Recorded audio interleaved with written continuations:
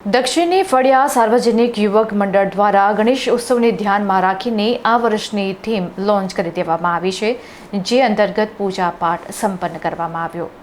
શહેરમાં ગણેશ ઉત્સવને હવે ગણતરીના મહિનાઓ બાકી છે, ત્યારે દક્ષિણની ફળિયા સાર્વજનિક યુવક મંડળ દ્વારા પર્યાવરણ અનુકૂળ ઉજવણી માટે તડામાર તૈયારીઓ શરૂ કરી દેવામાં આવી છે।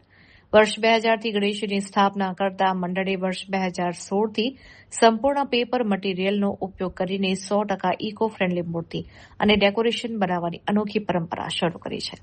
તાજેતરમાં મંડળ દ્વારા ગણપતિજીના પાઠ પૂજનનો પવિત્ર કાર્યક્રમ યોજાયો હતો, જેમાં બે મહત્વની જાહેરાતો કરવામાં આવી હતી। પ્રથમ, મંડળની પ્રવૃત્તિઓને ડિજિટલ પ્લેટફોર્મ પર લઈ જવા માટે નવી વેબસાઇટ લોન્ચ કરવામાં આવી છે, અને બીજું, ઉત્સવના 2 મહિના પહેલા જ આ વર્ષની વિશેષ શ્રી છત્રપતિ શિવાજી મહારાજ પર આધારિત થીમ જાહેર કરવામાં આવી છે।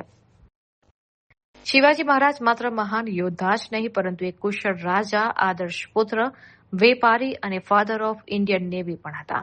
તેમના જીવન ચરિત્રના આ વિવિધ પાસાઓને અદભુત ડેકોરેશન દ્વારા શ્રદ્ધાળુઓ સમક્ષ જીવંત કરવામાં આવશે। આ પાઠ પૂજન વિધિમાં મંડળના ઉત્સાહી કાર્યકર્તાઓ, સ્થાનિક રહીશો મોટી સંખ્યામાં ઉપસ્થિત રહ્યા હતા અને આગામી મહોત્સવને પર્યાવરણના જતન સાથે ભવ્ય બનાવવાના સંકલ્પને દોહરાવ્યો હતો। દક્ષિણની ફળિયા સાર્વજનિક યુવક મંડળ વર્ષ આ 2026 છે, પણ અમારી ગણપતિની સ્થાપના વર્ષ 2000થી થઈ હતી અને 2016થી અમે ઇકો ફ્રેન્ડલી ગણપતિની સ્થાપના કરી હતી।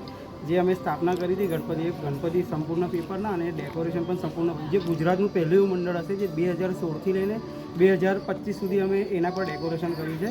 અને આજે આપણે ગણપતિનું પાઠ પૂજનનો કાર્યક્રમ રાખ્યો છે। સાથે સાથે આપણા મંડળે, તમે જોઈ શકો છો, આપણા મંડળના કાર્યકર્તા છે એમને એક વેબસાઇટ લોન્ચ કરી છે। આજે વેબસાઇટ લોન્ચ કરવાના છે અમે, અને સાથે સાથે ફર્સ્ટ ટાઈમ એવું છે કે અમે દર વખતે એવું હોય છે કે અમે ક્યુરિયોસિટી રાખીએ છીએ કે થીમ અમે છેલ્લે ખબર પડે છે। આ વખતે પહેલાં એવું છે કે 2 મહિના પહેલાં અમે અહીંયા થીમ રિવીલ કરીશું, અને એ થીમ હું કહી દઉં છું, છત્રપતિ શિવાજી મહારાજ પર છે।